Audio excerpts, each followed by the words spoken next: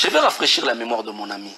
Il me dit que le régime Kabila, c'est un régime qui a appauvri la population. Monsieur, je vais faire un parallélisme entre le régime Kabila et le régime actuel de Tchilé-Gelou. Tchilé-Gelou. Kabila prend le pays avec une dette de moins 14 milliards. Kabila ne s'est jamais justifié au nom de Mobutu. Il prend un pays à moins 14 milliards de dollars. Il prend un pays avec 4 rébellions et 170 groupes armés. Kabila prend un pays où, quand il fallait appeler Goma, il fallait mettre le code du Rwanda. Donc la balkanisation était effective. Kabila prend un pays où le professeur d'université te touchait 7 dollars le mois. Il est parti en l'air laissant 2000 dollars. Kabila prend un pays où le magistrat, vous parlez de la justice, ce sont les réformes que Kabila a apportées. Au niveau de la magistrature, aujourd'hui, les magistrats touchent 1500 dollars grâce à Kabila. Ça veut dire que quand vous ne maîtrisez pas le méandre de la gestion, il ne faudra pas tomber dans les incantations. Je vais le rafraîchir encore la mémoire quand il parle du programme 100 jours. Les programmes 100 jours, vous dites Vital Kamerhe. Vital Kamerhe a été jugé pour 57 millions de dollars. Mais les ouvrages réalisés, le saut de mouton, ne peuvent pas vous faire 400 millions de dollars.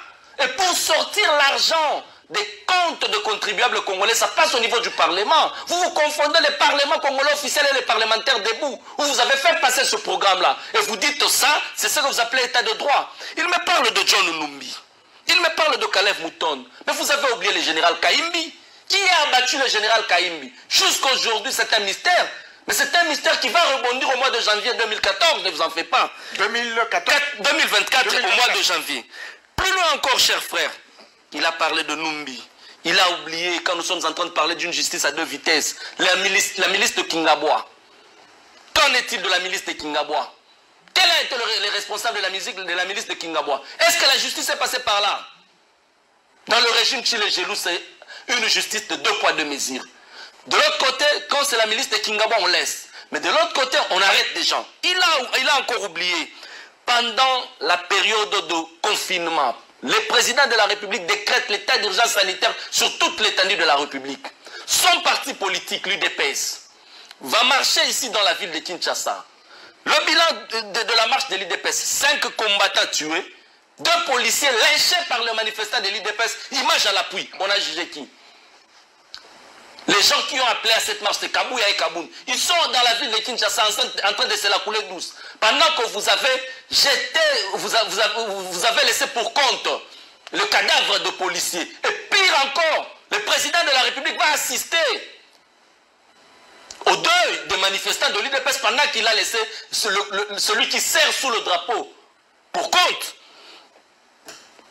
Je vais encore rebondir un peu plus loin en disant que quand un député national, dans un pays sérieux, affirme dans un plateau de télévision que pour changer la majorité, on nous a donné 15 000 dollars à chacun pour faire le lobbying au niveau de l'hémicycle, et que ce député-là n'est pas poursuivi en justice, il est de l'union sacrée. Là, vous allez me parler de la justice. Au fait, aujourd'hui, l'UDPS est en train de chercher à justifier son incompétence. Vous n'étiez pas préparé pour diriger la Res Publica. Comparez ce que Kabila avait hérité comme nation, et il ne s'est jamais justifié au nom de Mobutu, et comparez ce que vous avez hérité comme nation, avec 2,5 milliards en compte comme réserve d'échange. Aujourd'hui, il me parle, le réserve d'échange vient d'augmenter parce que nous sommes en train de lutter contre la corruption. Vous avez oublié l'appui financier du FMI. Oh là, peut-être que vous ne maîtrisez pas. Peut-être que vous ne maîtrisez pas. J'ai suivi certains de vos compatriotes de l'IDPS, évidemment, venus fraîchement du bois délimité, qui disent que, voilà, nous avons la douane, la DG, la DGRAD, ils ont augmenté les recettes. Non, c'est parce que vous ne comprenez pas le mécanisme de la gestion du pays. Il y a 2 mois pendant l'année qu'on appelle le mois de recouvrement. Quand vous arrivez dans une période de recouvrement, il est tout à fait normal que vous puissiez augmenter en termes de recettes. Mais le reste de mois, c'est constant, c'est statique. Il faudrait plutôt apporter des réformes. Dites-moi, quelles sont les réformes que vous avez apportées depuis que vous êtes au pouvoir pour que la douane, la DG, la DGA, tous augmentent en termes de recettes? Vous n'êtes opaque en termes de gestion. Vous êtes transparent en termes de gestion. Répondez maintenant à ma question. Répondez maintenant à ma question. Est-ce que vous ne voyez pas non plus la lutte contre l'impunité?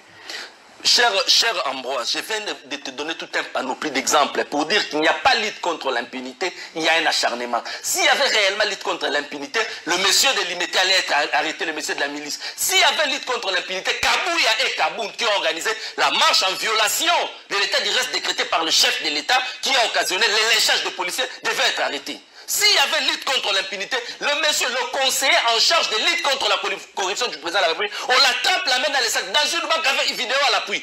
On n'arrête pas le monsieur. Il n'y a pas lutte contre l'impunité, il y a un acharnement. On veut justifier tout simplement l'incompétence de l'IDPS. Mais en 2023, vous devez nous présenter un bilan, chers frères. Otep à tout le monde, salutations, Imhotep de la chaîne Kozonda.